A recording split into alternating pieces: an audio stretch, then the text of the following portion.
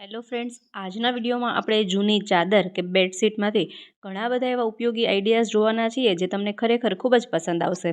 તો એ માટે વિડીયોમાં એન્ડ સુધી બન્યા રહેજો. વિડીયો પસંદ આવે તો વિડીયોને લાઇક કરી ચેનલને સબસ્ક્રાઈબ પણ જરૂરથી કરજો. ચાલો શરૂ કરીએ વિડીયો. જોઈએ આઈડિયા નંબર 1. સૌપ્રથમ જૂની બેડશીટને આ રીતે બિછાવી તેમાં 19 ઇંચનો પટ્ટો કટ કરવાનો છે.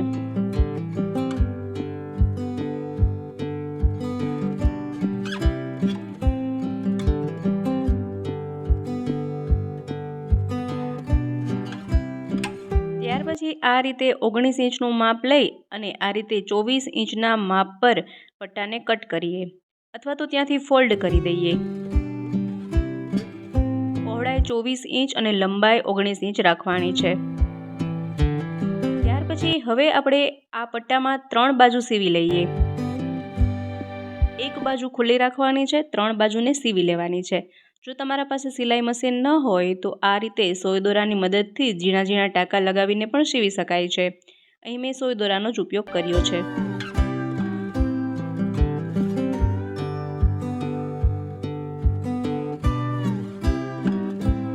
આ રીતે આપણે અહીં પણ સિલાઈ લગાવી લઈશું અને આ ખુલ્લો જે ભાગ છે ત્યાં પણ 1 ઇંચ જેટલી પટ્ટી વાળી બંને બાજુ સિલાઈ કરી લઈએ. તો અહીં મેં 3 બાજુ સિલાઈ કરી લીધી છે અને આ ખુલ્લા ભાગ પર 1 ઇંચની પટ્ટી વાળી અને ત્યાં પણ સિલાઈ કરી લીધી છે. ત્યાર પછી અહીં આપણે તે બેડશીટમાંથી એક પટ્ટી કટ કરીએ અને તેમાંથી આવી નાની પાતળી 4 પટ્ટી કટ કરવાની છે અને તેને આ રીતે વાળી અને તેના પર પણ સિલાઈ કરી લઈએ.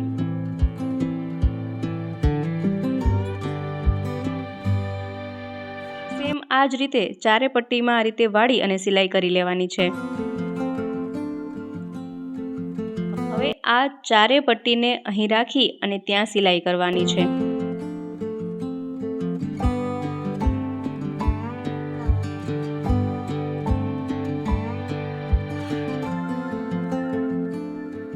એ જ રીતે સામેની બાજુ પણ એટલા જ અંતરે આ પટ્ટી રાખી અને સીવી લેવાનું છે. આ રીતે છોટા તૈયાર કરવાના છે. ત્યાર પછી તેને સવડું કરી લઈએ અને કંઈક આ રીતે આપણે ઓશિકાનું કવર જૂના જ બેડશીટમાંથી બનાવી શકાય છે. જો એક બેડશીટ હોય તો એક્સ્ટ્રા જેટલા પણ ઓશિકા હોય તેના આપણે કવર બનાવી શકાય છે. એક બેડશીટમાંથી 12 થી 15 જેટલા ઓશિકાના કવર બની શકે છે. કેટલું સરસ લાગી રહ્યું છે. હવે જોઈએ આઈડિયા નંબર 2. પહેલાં તો ઓશિકાને સાઈડમાં રાખી દઈએ અને ત્યાર પછી મેં તે જ બેડશીટમાંથી એક લંબચોરસ ટુકડો લીધેલો છે. ત્યાર પછી જો આ રીતે ઝાલરવાળી કોઈ લેસ પટ્ટી હોય તે લેવાની છે અને આ લંબચોરસ ટુકડામાં ફરતે જ આ લેસ લગાડી દઈએ. જો સાદી લેસ હોય તો પણ ચાલે, પરંતુ જો આવી ઝાલરવાળી લેસ હોય તો ખૂબ જ સરસ લાગશે. તો આને તમે લંબચોરસના બદલે ગોળ આકારમાં પણ કટ કરી શકો છો, લંબચોરસ આકારમાં પણ કટ કરી શકાય છે. ફરતે જ આ ઝાલરવાળી પટ્ટીને લગાડી દેવાની છે. જુઓ સિમ્પલ અને સરસ મજાનું એક ટીપાઈ પર રાખવાનું આસન તૈયાર થઈ ગયું છે. આને તમે ટીપાઈ ઉપર રાખો, કોઈ વિચારી જ ન શકે કે આપણે બેડશીટમાંથી બનાવ્યું હશે, અથવા ફ્રીજ ઉપર પણ રાખી શકાય છે. અને આને ગોળ આકારમાં બનાવીએ તો અલગ અલગ વસ્તુ પર, ત્રાસ પર ઢાંકવા માટે પણ ઉપયોગમાં લઈ શકાય છે. ખૂબ જ સરસ લાગે છે. આ રીતે કલરફુલ બેડશીટ હોય તો ખૂબ જ સરસ લાગે. હવે જોઈએ આઈડિયા નંબર 3. ફરીથી અહીં આપણે બેડશીટનો ટુકડો લેવાનો છે અને તેમાં 17 ઇંચનું માપ લઈએ અને અહીંથી પણ આપણે 17 ઇંચનું માપ લેવાનું છે. બંને બાજુ 17 ઇંચનું માપ લઈ અને ચોરસ ટુકડો કટ કરી લઈએ. અહીં તમે તમારી પસંદ પ્રમાણે માપમાં વધઘટ પણ કરી શકો છો.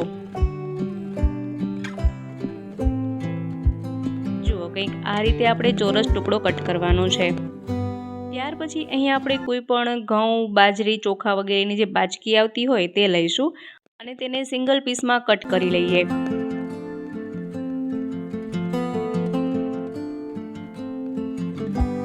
હવે અહીં આપણે જે બેડશીટમાંથી ચોરસ ટુકડો કટ કર્યો છે તેને આ બોરી પર રાખી અને તેટલા માપમાં આ બોરી કટ કરવાની છે, બાચકી કટ કરવાની છે.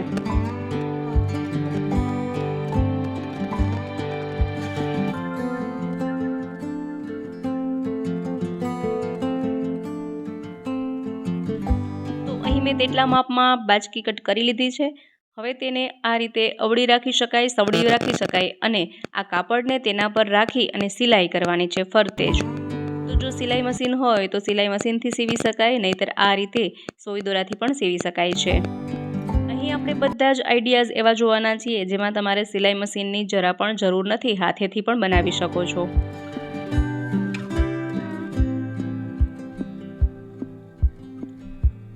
તો આ રીતે ઝીણી ઝીણી સિલાઈ કરી અને ફરતે જ ચારે બાજુ આપણે સીવી લેવાનું છે. જુઓ, અહીં મેં ચારે બાજુ સિલાઈ કરી લીધી છે. ફરી એ જ બેડશીટમાંથી પાતળી પટ્ટી કટ કરવાની છે.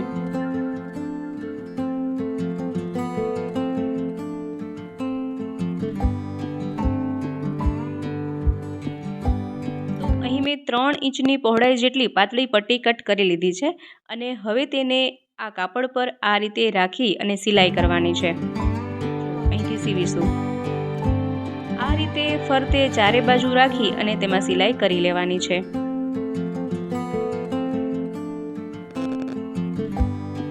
આ રીતે સિલાઈ કર્યા પછી હવે તેને સામેની બાજુ આ રીતે વાળી દેવાની છે. એટલે સરસ મજાની એક બોર્ડર બની જશે. જુઓ, આ રીતે વાળ્યા પછી અહીંથી પણ આપણે સીવી લઈએ.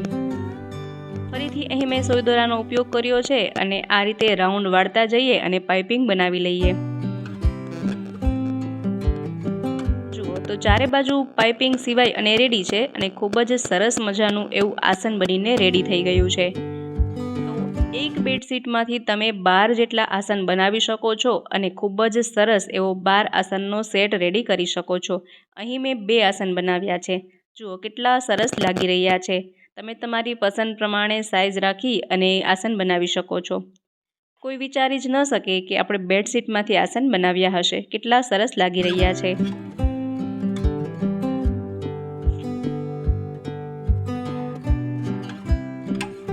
હવે જોઈએ નેક્સ્ટ આઈડિયા. ફરીથી અહીં મેં ઘઉં, ચોખા, બાજરીની જે બાજકી આવતી હોય તે લીધેલી છે અને તેમાંથી જે સિલાઈવાળો ભાગ છે તે ખોલી નાખીએ.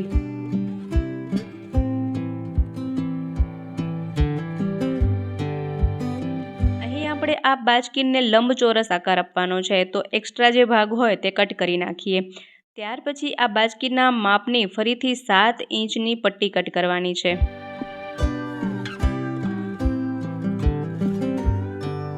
જો આ રીતે રાખી અને 7 ઇંચના અંતર જેટલી પટ્ટી કટ કરીએ. તો આવી આપણે 3 પટ્ટી કટ કરવાની છે. તો અહીં મેં 7 ઇંચના માપની 3 પટ્ટી કટ કરી લીધી છે અને બાજકીના 2 સિંગલ પીસ રેડી કર્યા છે. ત્યાર પછી અહીં આપણે ફરીથી બેડશીટનો વધેલો ટુકડો લઈશું અને બાજકીમાંથી આપણે જેટલા પીસ રેડી કર્યા છે તેટલા પીસના માપના આ ટુકડા કાપીશું.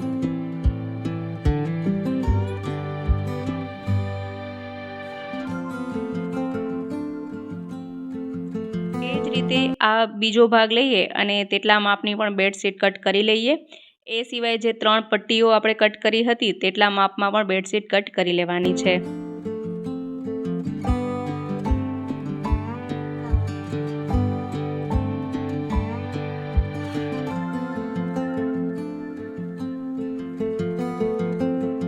તો અહીં મેં 3 પટ્ટીના માપની પણ બેડશીટ કટ કરી લીધી છે. હવે જુઓ, અહીં આપણે આ બોરી પર આ રીતે કાપડ રાખી અને ફરતે સિલાઈ કરી લેવાની છે. આપણે ઝીણી ઝીણી સિલાઈ લગાવીશું તો એવું લાગે જ નહીં કે હાથેથી સિલાઈ કરી હશે. સિલાઈ મશીન જેવી જ સિલાઈ થાય છે.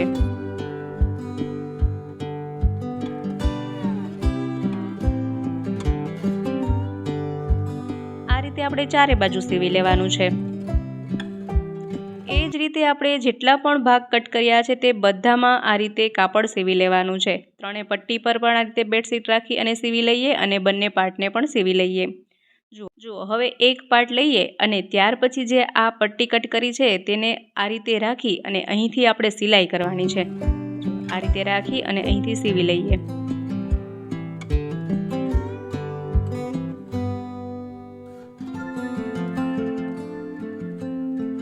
ત્યાર પછી બીજી જે પટ્ટી છે એ લેવાની છે અને બીજી પટ્ટીને અહીં આપણે સીવીશું. ત્રીજી પટ્ટી લઈએ અને તેને આ રીતે રાખી અને અહીંથી સિલાઈ કરી લઈએ. જુઓ, રીતે આપણે 3 પટ્ટીઓ લગાવ્યા પછી હવે એ પટ્ટીઓને પણ આ રીતે જોડવાની છે અને અહીંથી સિલાઈ કરી લઈએ. તો કંઈક આ રીતે એક બોક્સ જેવું બને છે. 3 બાજુ આ રીતે પટ્ટી લગાવી અને સિલાઈ કરી લેવાની છે. ત્યાર પછી જે બીજો ભાગ છે તેને સામેની સાઈડ રાખી અને આ રીતે અહીંથી આપણે તેને જોડી દઈએ, સિલાઈ કરી લઈએ. આ પટ્ટી સાથે સીવી લેવાનું છે. જો તો સિવાઈ જતાં કંઈક આવું બને છે. અને ફરીથી અહીં આપણે 3 ઇંચની પહોળાઈવાળી લાંબી પટ્ટી લઈએ અને ફરતે જ આ રીતે આપણે તેમાં પાઇપિંગ લગાવવાની છે. તો પહેલાં તો આપણે બધે જ આ પટ્ટીને પહેલાં આ રીતે રાખી અને સિલાઈ કરી લેવાની છે. જેમ આગળ આપણે આસન બનાવતી વખતે પાઇપિંગ લગાવતા શીખવ્યું એ જ રીતે આપણે આમાં પણ પાઇપિંગ લગાવવાની છે. તો ફરતે જ આ રીતે પટ્ટી રાખી અને તેને રાઉન્ડ વાળી અને સામેની બાજુ સિલાઈ કરી લેવાની.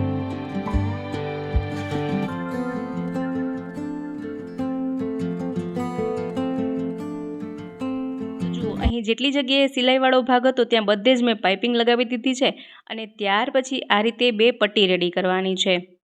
હવે એ 2 પટ્ટીને આપણે અહીં આ રીતે લગાડીશું. તો તેમાં પણ આપણે હાથેથી સોય દોરાથી જ સીવી લઈએ. તો અહીં મેં બાજકીની પટ્ટી લઈ અને તેના પર આ બેડશીટની પટ્ટી લગાવી અને આ રીતે 2 પટ્ટા બનાવ્યા છે અને એને આ રીતે રાખી અને હાથેથી સિલાઈ કરી લઈએ. જુઓ તો આ રીતે બંને હેન્ડલ લગાવી દીધા છે. ખૂબ જ સરસ મજાનું એક સ્ટોરેજ બેગ બનીને રેડી થઈ ગયું છે. કેટલું સરસ લાગી રહ્યું છે. જોતાં એવું લાગે જ નહીં કે જૂની બેડશીટમાંથી બનાવ્યું હશે. અને ખૂબ મોટું બેગ બન્યું છે તો ઘણો બધો સામાન પણ રહી જાય. આ રીતે તમે થેલો પણ બનાવી શકો છો, આમાં ચેન અટેચ કરી શકો છો અથવા નાની થેલી પણ બનાવી શકો છો. જેવા રંગની બેડશીટ હશે એ રીતે ખૂબ સુંદર એવી આ થેલી બનશે. જો કેટલું સરસ લાગી રહ્યું છે. મિત્રો આશા રાખું છું આજનો વિડીયો તમને જરૂરથી પસંદ આવ્યો હશે, સાથે ઉપયોગી પણ રહ્યો હશે. વિડીયો પસંદ આવ્યો હોય તો વિડીયોને લાઇક, શેર અને ચેનલને સબસ્ક્રાઈબ જરૂરથી કરજો. ફરી મળીશું નવા વિડીયોમાં નવા જ આઈડિયાઝ સાથે. ત્યાં સુધી જોતા રહેજો આપણી ચેનલ બી ક્રિએટિવ.